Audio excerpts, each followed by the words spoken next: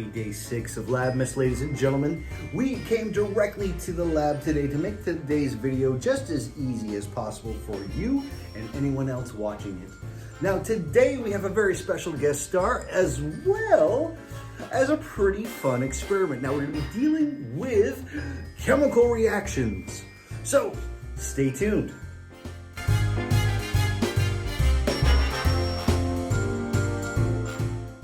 So I'm spending today just relaxing by our Labmas Day fireplace, and it got me thinking of some pretty cool experiments that we can do today. Now, before we get started today, I want to talk a little bit about acids and bases. Now, we're going to learn later on in the video just what acids and bases are. But when I think of acids and bases, it causes me to think about one of my favorite words in science, and that is reactions. As we've talked about in earlier videos with for every action there's an opposite but equal reaction, law 3. I love reactions, all right? So in today's experiment, we're gonna learn what happens when we create a reaction. Now, the materials that we're gonna use today, baking soda, a vinegar, a balloon, a bottle, maybe a funnel, I don't know. We're gonna do so much stuff today. We actually have a bonus experiment at the end, just to help celebrate day number 6 of Labmas. So let's go ahead and start our video with introducing the incredible, the awesome Miss Winters of 2nd grade. We're here too right on time to ruin day number 6 of Labmas. Ha ha ha ha. Ladies and gentlemen, welcome to the next day of Labmas, and we have our special guest via our Sciencetron 10,000, Miss Winters. All right, today, Miss Winters, we are going to mix some acids and some bases. Now, do you know the difference between an acid and a base?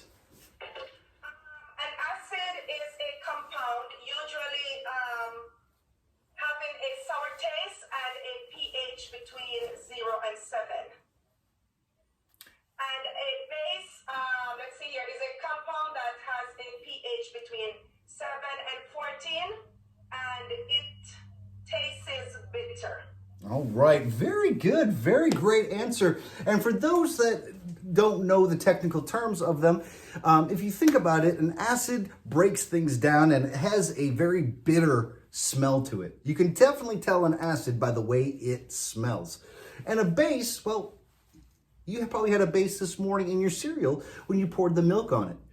Milk is a base. So what we're going to do is see what happens when we add a acid to a base. Now, Miss Winter, do you know what a reaction is? Reactions. We're gonna have a reaction, a bad one, if this experiment doesn't work. And we both know it's not gonna work at. A reaction is a chemical change. Very good. It is. Now, can you make a prediction? What is going to happen when we mix the acid in with the base? I think we will, when we mix both, I think that there is going to be a chemical change here. Okay. Now, to catch this chemical change, ladies and gentlemen, what we're going to be doing is seeing what happens after, but it also is going to create something. So for our experiment today, we are going to use our base, which is baking soda. We're going to be using our acid, which is vinegar. We're going to be using a container to contain all of it.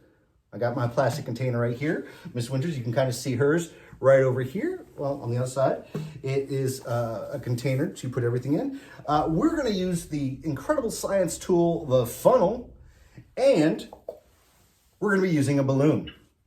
Now, the balloon is going to capture what our byproduct is or what happens after the reaction, okay?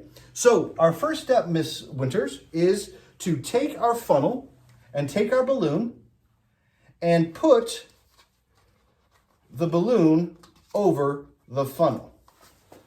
Okay. Like so, okay? And then we are going to take our baking soda, and I have to open up a brand new package. I'm sure you have it.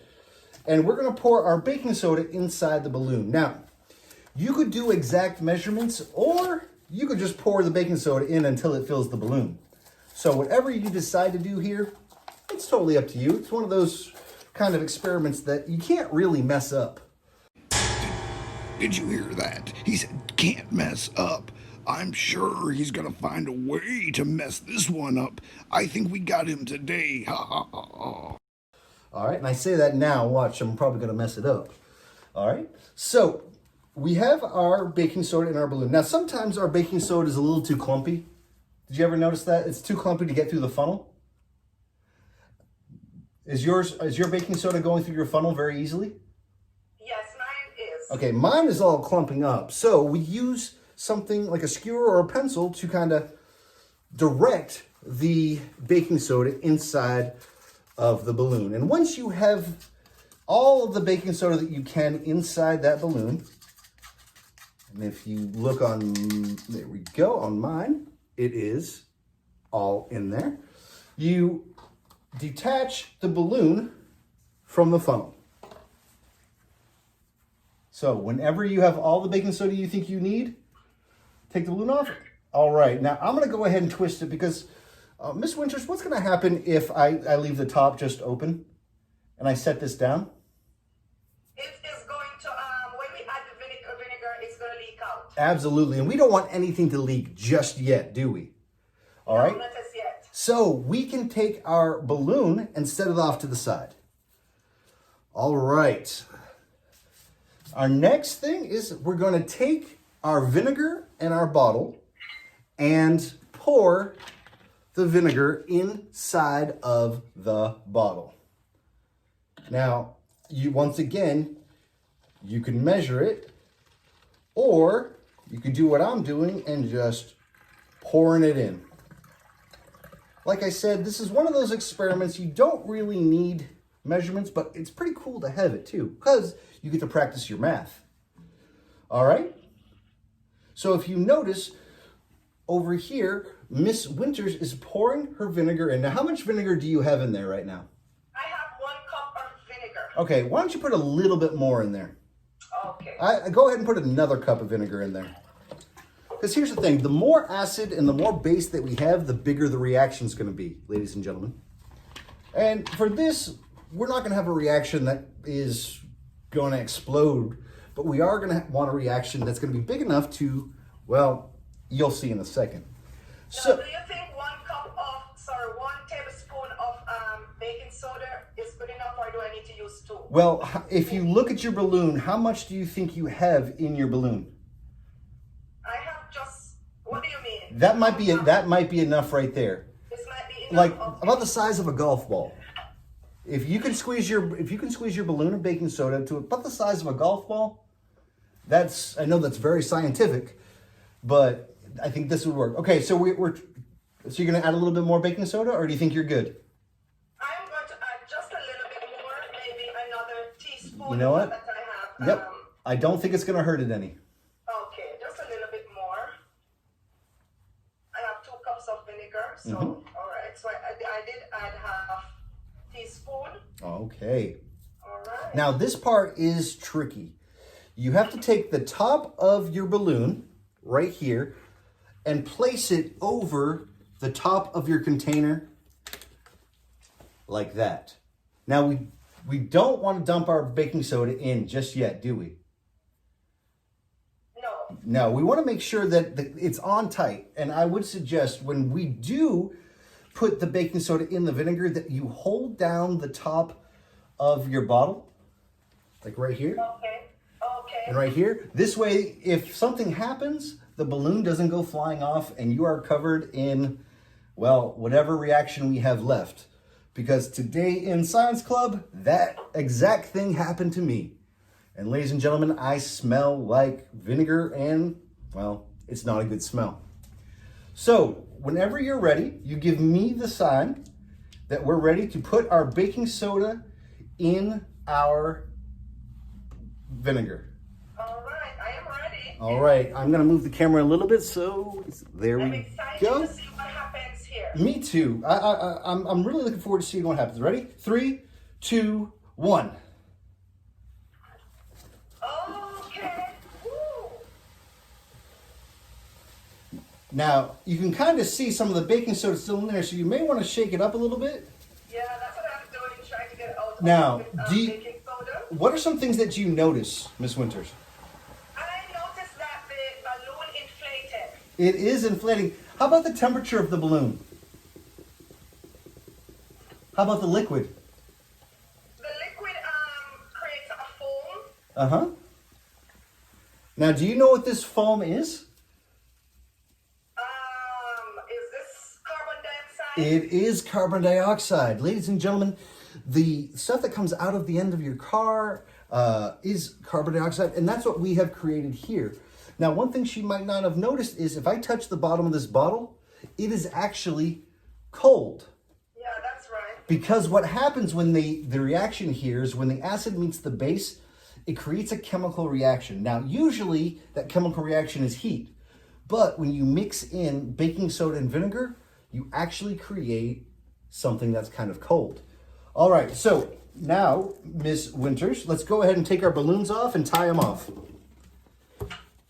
All right, so we're gonna go ahead and tie our balloons. Now, in here, we have an entire balloon of carbon dioxide.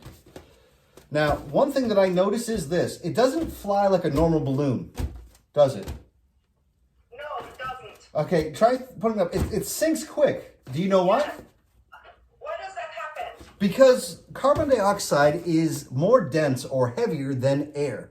So what's going to happen is this, if I drop it, it's not going to float like a normal balloon. This will actually sink more like a rock. All right? So, is there anything else you notice with this, Miss Winters? Not really. All right. Well, I want to thank you today for joining us for Labmas. Thank you, everyone, for joining us. All right. I hope you have a great break, Miss Winters. And everyone else out on break, I hope you have a great break as well. Thank you, and you do the same too. Happy holidays, everyone. Bye. Now, for a little bonus footage here, another experiment that you guys can do, and definitely do this with your family, is this. Now, we just finished talking with Miss Winters that when you mix this acid and this base together, we create carbon dioxide. But I want to show you another use for carbon dioxide. So we're going to go ahead and kind of replicate this experiment again. So I'm going to take my acid and I'm going to pour it in this container. All right, I actually may need a little bit more. All right, so here we go. I got a bigger jug of it right here. There we go. And we add our base. Now, we're not going to have anything to cover it this time, so I kind of just want you to see what kind of reaction it's going to have. So you can actually see the carbon dioxide being created inside the mixture. Ready? And you know what? Sometimes it does explode, and that's one of the fun things about science, ladies and gentlemen. Sometimes you add too much materials. Wait, did we just win today? That experiment just blew up and he didn't. He just made a huge mess. Oh my goodness, we finally won. Oh. And that definitely happens. But what is being created right here? Well, we're creating carbon dioxide and, ladies and gentlemen, a big mess of vinegar and everywhere. This is why we measure. This is why it's important that we measure. But as you saw in here, we now created carbon dioxide. Now it's trapped in here because, like we said earlier, ladies and gentlemen, when we did the balloon experiment, it trapped all of the carbon dioxide in the balloon. Now, we know that carbon dioxide is heavier, so it actually sank in here and it's captured in our container. Now, I want you to take a look at what we can do with this. Now, if right here, you'll see I have a candle. We're gonna put out this candle just using the carbon dioxide that's in here. Now, we're not gonna use any of the liquid to put out the fire. We are just gonna starve the fire of oxygen by pouring out all the carbon dioxide. So let's see if it works. Do you see it go out? Now, no liquid came out of here, did it? The only thing that came out of here is the carbon dioxide. Let's.